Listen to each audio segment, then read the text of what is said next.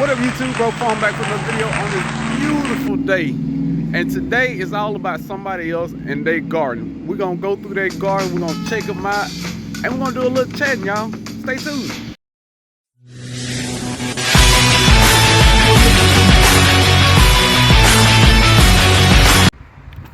All right, YouTube, this is not my backyard. I'm in the Canancho's backyard, and we're gonna look at their garden. They are new gardeners, new homeowners, and we're gonna see what they got going on. And we got a couple things for them. Yeah. All right. Jackie said she was getting a couple yellowing leaves. I brought that 511 fish fertilizer. In some circle, this is called the defibrillator. And I'm gonna tell her to apply 1 glove per gallon of water, and we're gonna see what it do, y'all.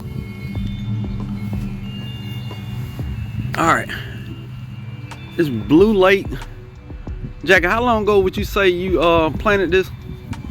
I planted it in the ground maybe about 3 or 4 days ago, but it got started in bags over a month ago. She uses the baggy method or Ziploc method, and that's how she started her peas out, and they are pretty. She having a little problem with the base being kind of thin. I don't think it's that bad. You know, once they get a little more time in the soil and start to grow a thicker base, she'll be harvesting every 3 days, y'all. At the end of the fall, when all these are dead, cut your plant at the base and leave the roots in there, because beans are nitrogen fixers.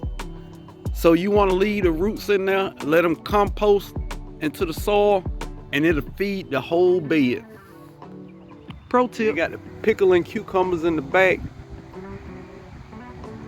Now, are these a vine or bush variety? Those are vining. That's why I did them next to the fence. Hopefully it'll climb a little bit. Yeah. So they'll go across the fence, and you still might have to put on the second row here.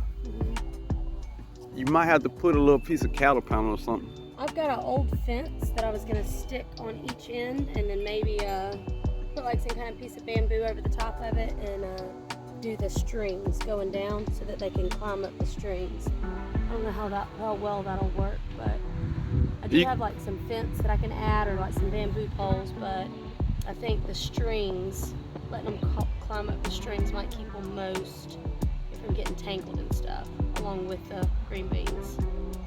Yeah, y'all can tell by the way she's talking. She's hooked. She's hooked, line and sinker. This is my first time ever putting anything in the dirt. Let's move over to your other bed. Now, first off, all these beds are well designed. Look at her. She did them in an L shape, and that worked out perfect. So do you actually eat basil, or is it just for companion plant? I love basil. I really do. Now, I can't take credit for those. Those 2 big basils right there, I got those at Home Depot just because I was having a hard time seeding it and getting it to actually take off. But I know that tomato does really well with basil, keeping pests away, and it also takes out or brings out the natural flavor of tomato, so I knew I had to have some basil. Somebody did their homework. What kind of tomatoes do you got right here? Sweetie tomatoes. Sweetie. I don't like big tomatoes. I thought little ones would be good. I at least wanted to try that out first. We've done tomatoes one time a few years ago, and we just couldn't get them to not split. So I said we're gonna go with something a little bit more simple and see if we can get that to grow. You might have to get some poles. I've got tomato cages. She's on top of it, y'all. She came to play the game. And what are these? Those are bell peppers, and those actually came straight from a bell pepper. And I just put them in a wet paper towel, a Ziploc bag, and they took off like crazy. And look, you can grow stuff from stuff you get from the grocery store, y'all. For sure. Get your money's worth. We got some romaine lettuce over there that I came out of my kitchen, stuck it in some dirt. Now, look at these watermelons, y'all. Eat your heart out. Oh man. We got black diamond and yellow petite. Yellow Petite. Yeah. Now we're gonna do a little QA with Jack, and then we're gonna see what's going on. You find the what? I was in a gas station and I saw this elderly man wearing overalls, and I'm telling you what, I had to fight the urge because I wanted to ask him, hey, you ever grow on bush beans? Yeah, bush beans. Because they're flopping over. I didn't know, but I mean, he just looked like he gardened. I was like, I bet that man right there knows about bush beans, but I didn't ask him. And if y'all, I decided to call broke for him. That's me, people. And if you notice, dude, I don't know, she got a green thumb for lettuce. I can tell you that.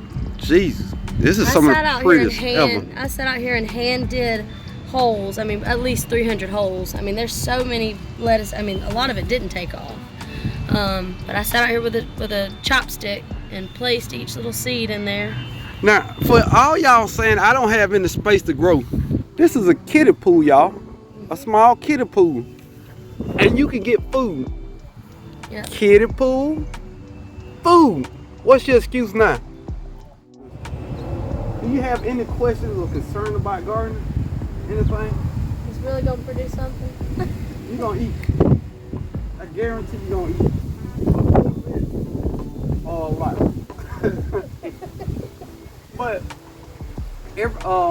every new gardener goes through that point where their favorite thing they wanted to taste dies or don't produce.